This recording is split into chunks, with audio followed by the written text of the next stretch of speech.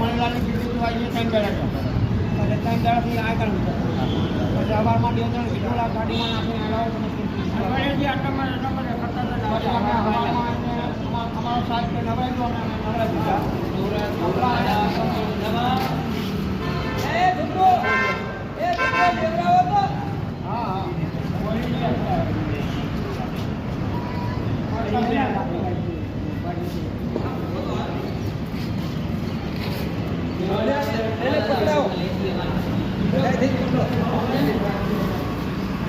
ગોદરા ઉઠી લઈ લો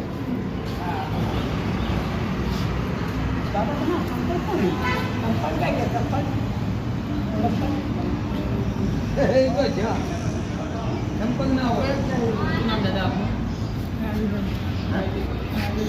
રાજુભાઈ હા જૈન છો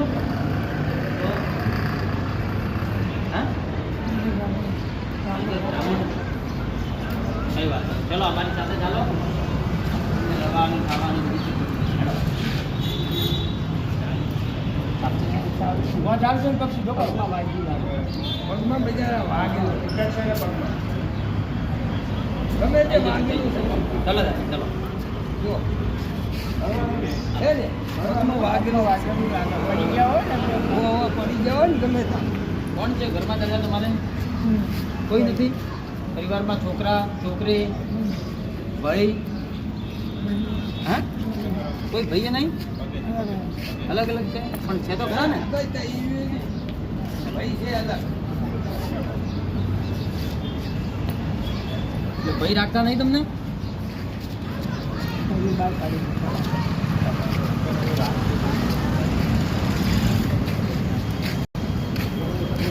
તમે જતા અંદર મોડી બાજુ બેસવું છે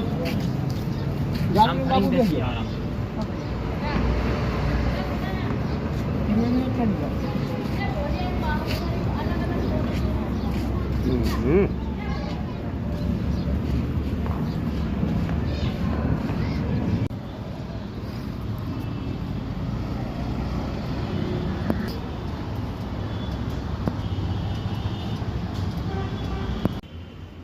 કાકા બી આવે છે એમના નામથી કામ કરે નાના ભાઈ આવે છે દાદાને લઈ જવાના છે ને હા એ તો હમણાં લઈ જઈએ છીએ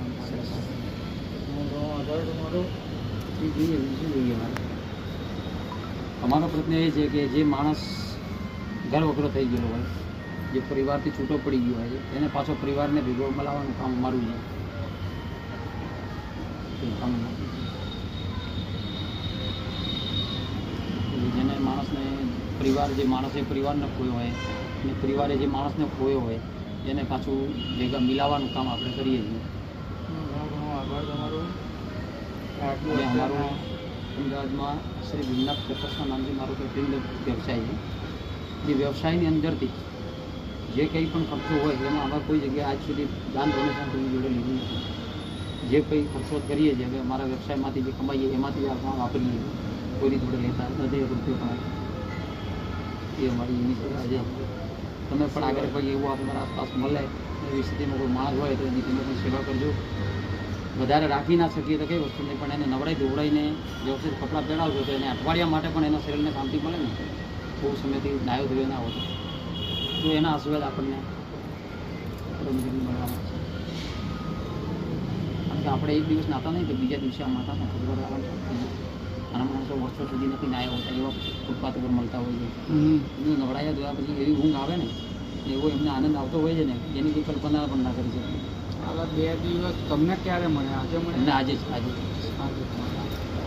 એક વાગે ફોન આવ્યો તો અમે 3-4 વાગે લેવા ગયા હતા હા 2 દિવસ ત્યાં આપણે ત્યાં પડ્યા હતા દિવાળીમાં જાણીને ઉપર ટીચરે જોયું હશે ને એટલે આમને ફોન કર્યો હતો